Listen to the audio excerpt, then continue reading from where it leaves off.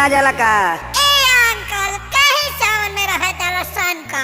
भतीजवा के माई जाई का, पूछो सदेवा घर जाई का, भतीजवा के मौसी जाई का, पूछो सजनवा जाई का, भतीजा तो रमाइयो जाई का, तोरे मौसियो जाई का, भतीजा तोर माईयो जाई का, तोर मौसियो जाई का।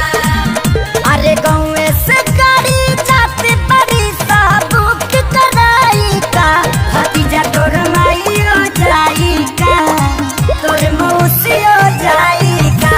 भतीजा तोर माईयो जाई का, तोर मौसियो जाई का।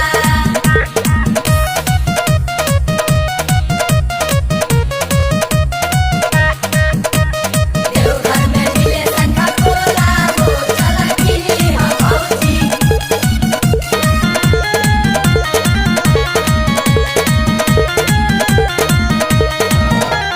मनवा के साध तोहर पूरा नहीं होई, सुनतनी बाबा धाम जाई नहीं कोई। अरे सभे जाता भौजी, नोट फोड़ चिंता जाए के तो सभे के बुबा बालो के जाई सुनो, दूरी तो कके में लौटे न भौजी।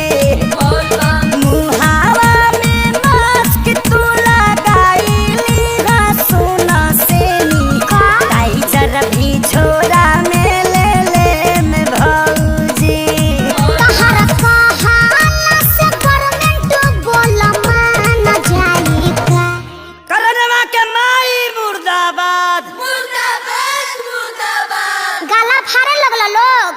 फट जदी भतीजा तो रमाइयो जाई का, तोरे मौसियो जाई का, भतीजा तोर माईयो जाई का, तोर मौसियो जाई का।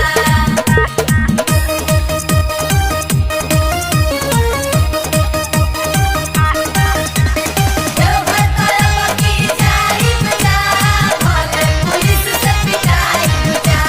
लागे अखिलेश हमारा इल तहर मती, रहिया में पुलिस कई दी दुर्गति। अरे कुटा जइबे फसियो। तू जुड़ा दे बोलो। केहू में हरा रूलो पर हाथ ना उठावे सुना, हाँ। एही से लेके तोहके जाए भौजी। बोल बम हर साल बाबा लोगे हाजिरी लगवल बानी, असु भी जलवा चढ़ाए भौजी।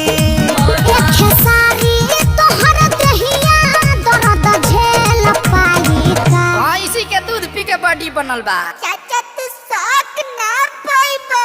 चुप तोहरा माई के मास्टरी में 4 हाली नौकरी लगावो। एके पंचायत में पढ़ाई। हाँ रे भतीजावा, रे भतीजावा, भतीजा तो रमाइयो जिंदाबाद, जानके में घुसपा काफे। चाचा नया गावा। भतीजा तो रमाइयो जाई का, तोरे मौसियो जाई का। ओहो तोर माईयो जाई का, जा आदित्य से लाचार बड़ा। मौसियो जाई का। जिंदाबाद जिंदाबाद मत करो, भतीजवा भड़क जाता। मम्मी